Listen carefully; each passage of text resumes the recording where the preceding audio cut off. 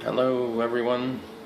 Today we have an interesting article I saw in the Jewish Week of this week about 36 under 36, about 36 young Jewish millennials that are having an impact on Judaism and the world.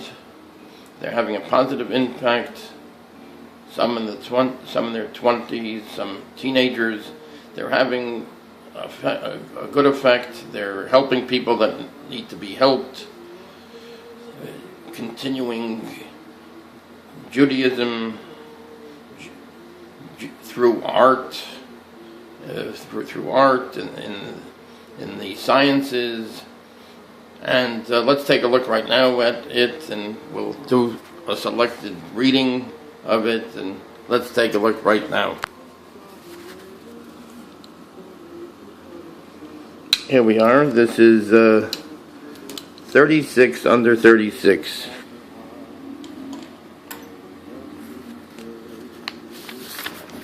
Millennials pushing change through compassion. If you think the millennial generation is self-centered and entitled, our 10th annual edition of 36 under 36 should disabuse you of that notion.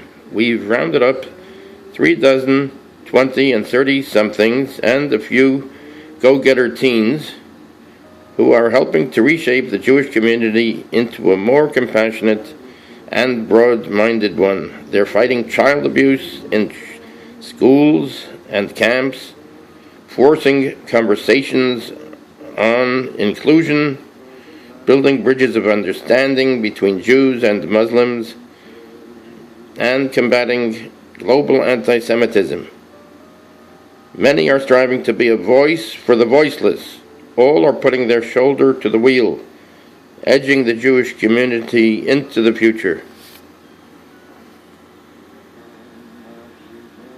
So here we are. These are the portraits, the photos of the 36 under 36. Millennials pushing change through compassion. Here they are. Let's take a look at selected interviews. Voices for the voiceless, pushing change through compassion. Section created by Hannah Dreyfus, profiles by Steve Lipman, Tova Ross, Hannah Dreyfus, Miriam Groner, Amy Sarah Clark, Lily Weinberg, Chaim Levin, and Stuart Ain. The biblical injunction not to oppress the stranger has become a call to action this year. In the wake of immigration bans, threats to reproductive rights and LGBTQ rights, and the pronounced uptick in hate crimes against minorities across the country, the vulnerable seem more susceptible than ever. Responding to the call, Jewish millennials, driven by a passion for social justice, put their collective shoulder to the wheel. Interfaith initiative on campus swelled, projects to fight for criminal justice burgeoned, calls to destigmatize mental illness increased in urgency and volumes. The members of this year's 36 under 36 cohorts are at the leading edge of these trends. In our 10th annual issue, we find a group uniquely dedicated to protecting the vulnerable and strengthening the defenseless. The group includes not one, but two young women aiming to put a stop to child abuse in our schools. Camps and synagogues. Two Jews of color are leading the charge toward a more inclusive, narrative-driven community. There's an 8th grade student starting a campaign against bullying. A high school student championing racial, gender, and environmental justice. A young organizer pushing to end gun violence, and a father of 4 whose organization fields up to 250 calls a day from those in crisis. One 36er is a journalist on the front lines of the Twitter wars, exposing hate and ugly prejudice. Another is spreading acceptance and love through YouTube videos viewed more than 350 million times.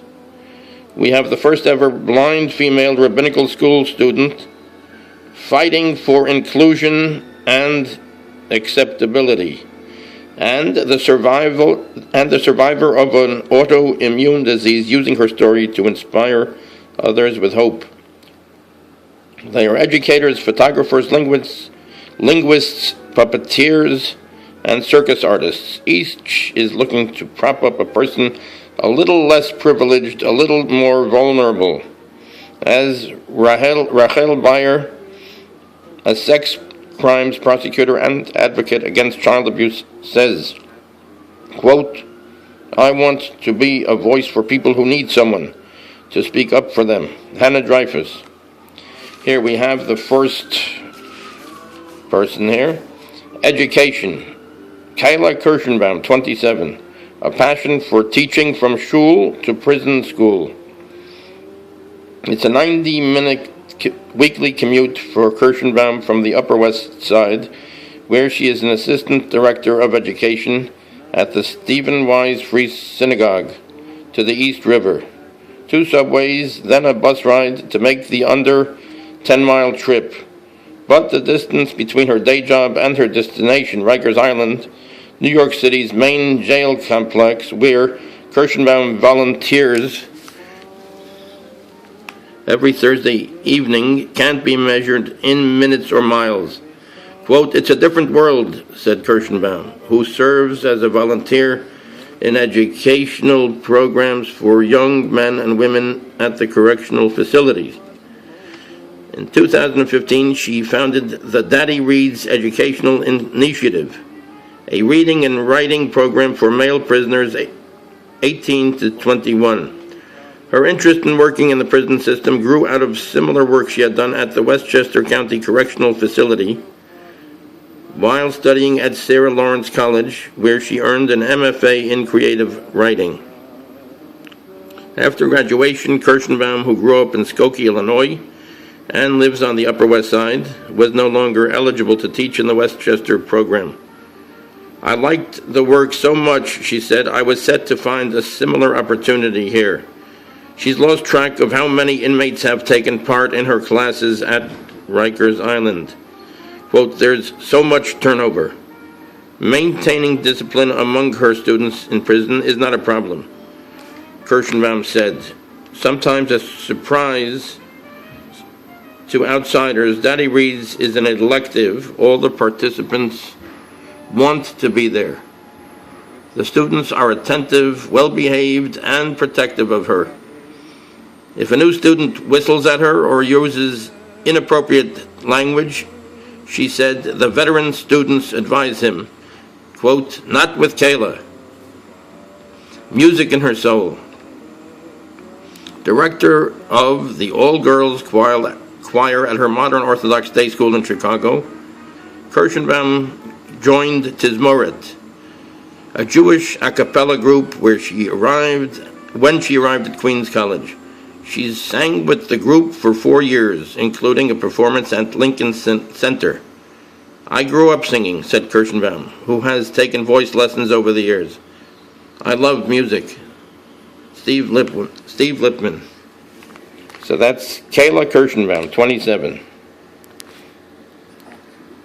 The next one of the 36 under 36 is Sally Schatzkes, 35, a witness for the survivor generation. A teacher in the New York University Drama Therapy Department received a call about 5 years ago from a representative of Self-Help Community Services, a nonprofit that assists Holocaust survivors. Self-Help was interested in supporting a drama therapy program to help aging survivors deal with their memories. Quote, "Do you have any Jewish drama therapists?" the representative asked. The NYU teacher called Schatzkes, who graduated 4 years earlier. Schatzkes, who had attended Yeshiva of Flatbush and has worked at the school for a decade as theater director, saw the call from NYU as, quote, truly bashert. That means it was meant to be. Truly bashert. She'd long wanted to do something combining her passion for drama, Holocaust survivors, and young students. She pioneered Witness Theater in New York, a program of weekly 2-hour meetings between survivors sent by self-help and students she chooses. The students interview the survivors about their wartime experiences. Some survivors share stories they hadn't told their own children. Schatzkes records the conversations, turning them into an annual hour-long play.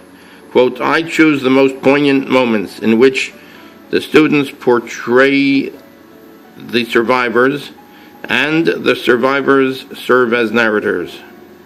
Quote, we are gifting the survivors their stories, says Schatzkes, whose work will be the subject of an upcoming documentary by Oren Rudavsky. Quote, this is unlike anything in Holocaust oral history. It's a life-changing experience for members of both generations. Survivors get a chance to tell their stories in interested listeners, and the students in turn learn empathy, the art of listening, she said. The program, which began at the University of Haifa, serves both as a unique form of Shoah testimony and a bonding experience for grandparents and their teenage grandchildren, said Schatzkes. Because of its success at her school, it has spread to four other local Jewish schools and JCCs. A beauty in the family. Here's a vignette about her life. Schatzkes' late great aunt was Bess Meyerson, the first and only so far Jewish winner of the Miss America competition. Meyerson, who died in 2014, won in 1945. Schatzkes and her family would visit Meyerson at her apartment in Manhattan, participating in the Salute to Israel parade, and later in Florida, after Meyerson moved there. She was just larger than life. Steve Lippman. Our next 36 under 36 honoree is Stav Meishar, 28. A ringmaster of Jewish education, dreamcodeexperience.com. As the daughter of an Israeli folk dance instructor and an art critic, Stav Meishar grew up in Tel Aviv surrounded by the arts.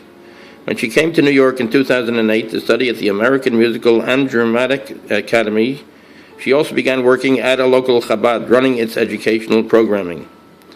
Quote, I noticed it was hard for some kids to sit for a long time and remain engaged with the material being taught, Meishar said, who began incorporating lessons of drama, dance, music, circus skills, and art into her lessons. Children and their parents loved Meishar's approach. Through word of mouth, Meishar's classes became in demand throughout the city. Quote, I became inspired to create this approach by seeing things that didn't work, said Meishar.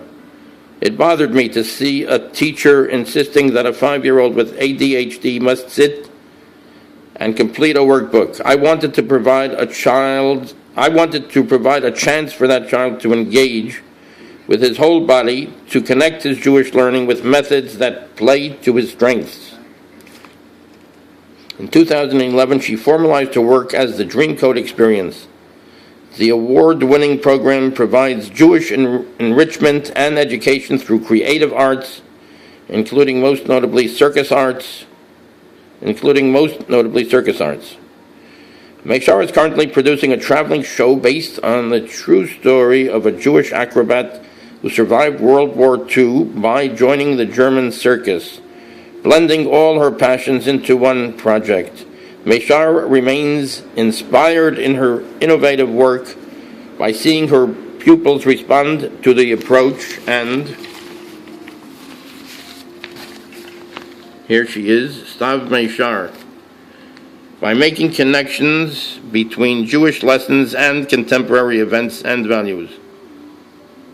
Recently, quote, a second grade student of their own initiative connected the Purim story I was teaching to the political situation in America today, marveled Meishar.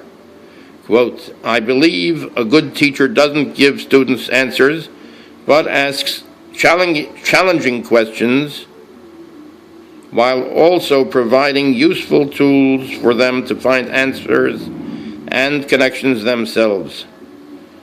In turn, I learned so much from the children I teach. So that's Stav Meishar. Voiceover fame. Meishar voiced the role of Fleur Delacour in the Hebrew dubbing of Harry Potter and the Goblet of Fire. So this is a vignette of Stav Meishar, written by Tova Ross.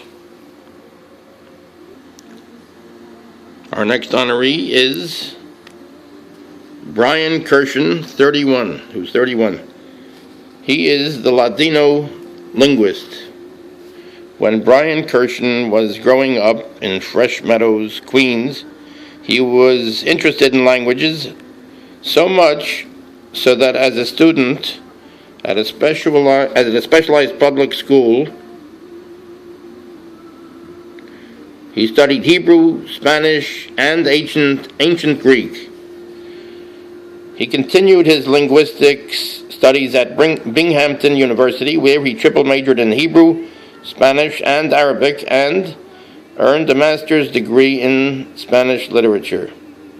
When he encountered the Ladino language as a student at Middlebury College, he was smitten. A professor described Ladino as exotic, near extinct, and a mix of other languages she knew I had already studied, recalled Kirshen. The more I studied the language, the more interested I became in helping preserve it for future generations. As Kirshen was earning additional advanced linguistics degrees from Stony Brook and UCLA, he also found ways to help spread the word about Ladino and perpetuate its legacy. As a PhD student in Los Angeles, he taught weekly workshops and classes in Ladino at the Skirball Cultural Center to college students and community members. In 2012, he flew to Bosnia to help produce a documentary called Saved by Language about the Sephardic community in Sarajevo that was devastated by the Holocaust, and in particular one man, Maris al-Bahari, who survived the war thanks to his mother tongue. Quote, I'm proud of the film because I believe it spreads a message of hope and inspiration and shows the significance of how language, in this case Ladino, played an important role in the protagonist of the documentary's survival, said Kirshen, who helps further publicize the language as a program organizer for both the International Day of Ladino celebration as well as International Mother Language Day. After spending years as a student, Kirshen recently returned to Binghamton, this time as a professor. He particularly enjoys teaching a freshman course on Judeo-Spanish languages and cultures. Quote, I want to help preserve Ladino for younger generations. and that compels me to run programming and hold lectures to ensure that it continues to flourish and inspire people to appreciate its beauty and complexity, he said. Quote, I hope that my work inspires younger generations to help preserve the Judeo-Spanish languages, especially outside the classroom setting. World traveler.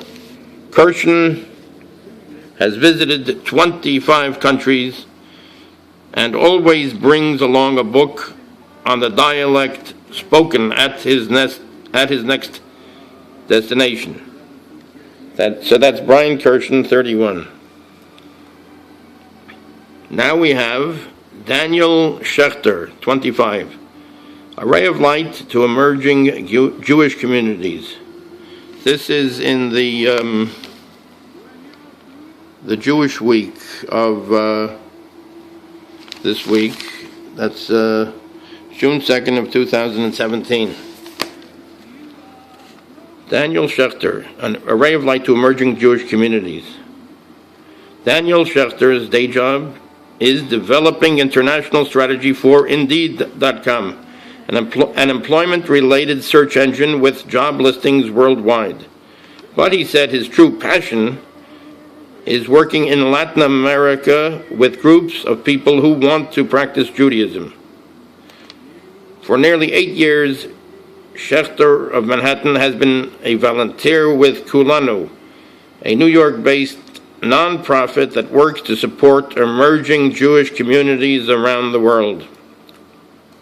Quote, I deal with Latin America and get 1 or 2 requests from Jews in Brazil or other Latin American countries every month that say they believe they are Marranos, he said, referring to Jews who, because of persecution, had to convert to Christianity and secretly continued to practice Judaism.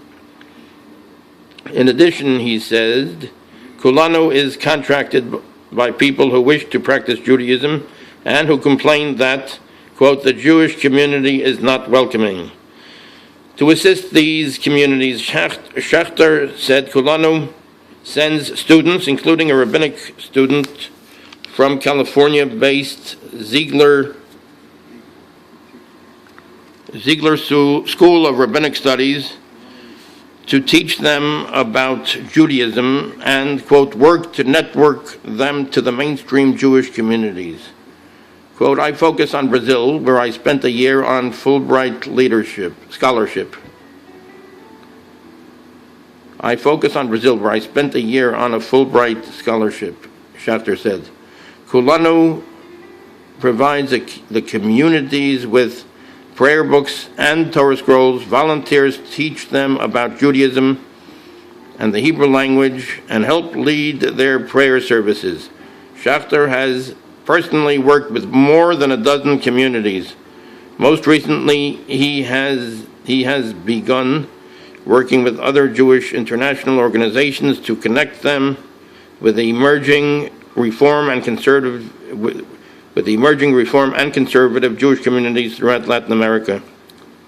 Quote, there are at least 100 communities in Latin America that are emerging Jewish communities, Schechter said. Quote, they consist of at least 5,000 to 10,000 people who have never had an opportunity to be converted to Judaism. Some have 75 to 100 members, and others consist of 4 or 5 families. So some communities have 75 to 100 members, others consist of 4 or 5 families. Here's a vignette about Daniel Schechter, repairing the world. Schechter loves backpacking in foreign countries and volunteering in underprivileged schools. Business. Here, the next one is Danya Schutz, 32. Danya Schutz, making community for the just Jewish crowd. Thisisarc.com, at Thisisarc. Here she is. First came Pop-Up Shabbat, a series of Friday evening gatherings at a warehouse in Brooklyn's Red Hook, neighborhood for a few dozen young Jews and non-Jews. Then the Ish, that's shorthand for Jewish, an online newsletter roundup for Jewish things to do for the same demographic. The next step was an organization offering all the above on a permanent basis, said Schultz, a day school educated native of New Haven, Connecticut. That's ARC, ARQ, which Schultz describes as, quote, a lifestyle brand and media company. It's an internet platform that helps anyone connect to Jewish life and culture in a modern, relevant, inclusive, and convenient way, she said, which means food centers and a Rosh Chodesh lunar retreat. That means the Rosh Chodesh is the new moon, the new month. Lunar retreat, singles meet-up sessions, menorah painting workshops, how-to articles and interviews and true stories. Next, e-commerce to bring in more money. ARC is self-funded for now to preserve its independence, said Schultz, who worked as a director of recruitment at Teach for America and lives in Brooklyn's Vinegar Hill neighborhood. Inspired by the 2013 Pew study that reported a critical mass of, quote, just Jewish Jews who had no way of expressing their Jewishness, Schultz had a ready audience, people mostly 20 to 40 years old, who wanted to hook up with the Jewish community on their own terms, not necessarily permanently, not through religious practice, not through joining extant organizations. Quote, it's for all the people who care about being Jewish but don't have a way to actively do it. Schultz's job, make Jewish life accessible and cool. So far, the organization has reached thousands of people, Schultz said. Hence ARC, a branded name that is memorable and non-traditional, hearkening to Noah's life-saving boat that sailed at a time of worldwide chaos. And the Q references questions, she said. In fit shape, a cross-country runner in high school, every student had to compete in sports, she said. Schultz now competes in triathlons. She's done 3 so far, with the New York Triathlon coming up in July. Her motivation, keeping company with her husband, a veteran triathlete. If you can't beat him, she joked. So that is Danya Schutz, 32, who has ARC, making community for the just Jewish crowd. This is ARC.com. This is ARC.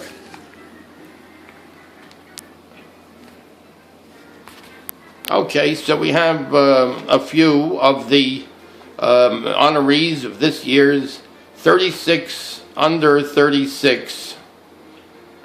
These are honorees of millennials, Jewish millennials that are doing things to help. One moment. So, yeah, this is our segment here of the 36 under 36. These are Jewish millennials that are helping out the world in helping the world and helping other Jewish people, young Jewish people that need help, people that have a hard time defending themselves, and these are people that want to make a difference in their lives to help them. So we hope to have more of this very interesting article for you of profiles of these honorees of 36 under 36 later on. So we'll see you again. Thanks a lot. Take care.